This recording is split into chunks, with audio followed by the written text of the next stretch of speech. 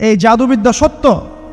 এবং এখনকার অনেক ভণ্ড যে কবিরাজগুলো বের হয়েছে, এরা জিনকে তাবে করে নিয়ে এই জিনদের মধ্য দিয়ে মানুষের মধ্যে জাদু ছড়িয়ে দিয়েছে, এবং এর ফলশ্রুতিতে বহু পরিবার ধ্বংস হয়ে যাচ্ছে।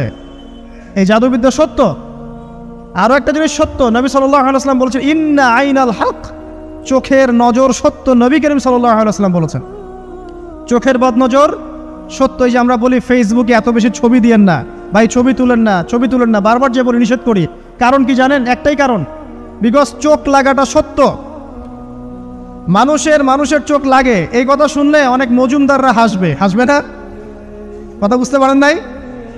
কিন্তু এটা সত্য, কারণ নবী করিম সাল্লাল্লাহু আলাইহি ওয়াসাল্লাম যা বলেছেন সাদাকাল্লাহু ওয়া সাদাকা রাসূলুহুল কারীম, নবী যা বলেছেন, আল্লাহ যা বলেছেন চিরায়ত সত্য, এর বাইরে কোনো সত্য আছে?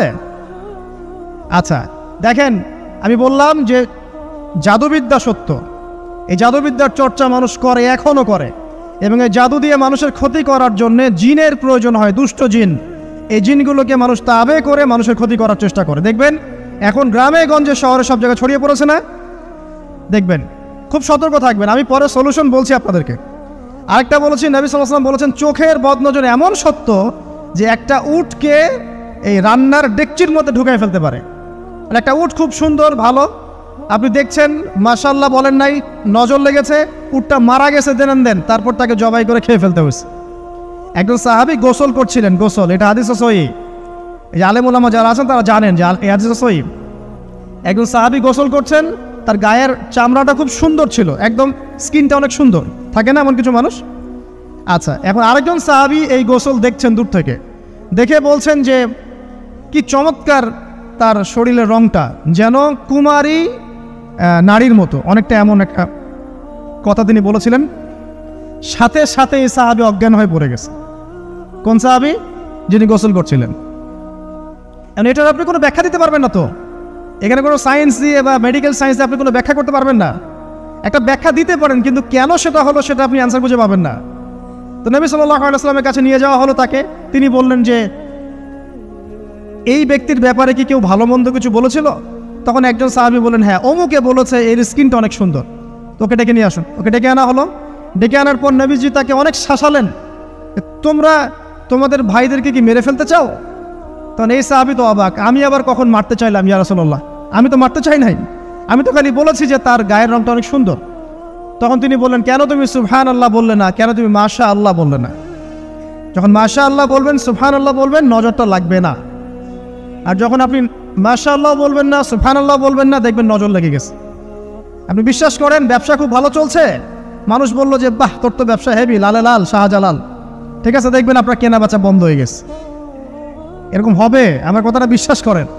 এটা কিন্তু সায়েন্স প্রমাণ করতে পারবেন না, আল্লাহ এবং তার রাসূল বলেছেন, তার উপরে কোনো সত্য নেই। আছে সূরা কাহফ 29 নম্বর আয়াত পড়ে দেখেন, আল্লাহ পাক বলছেন ওয়াকুলিল হাক্কু মির রাব্বিকুম, সত্য সেটাই যা তোমার রবের পক্ষ থেকে আসে।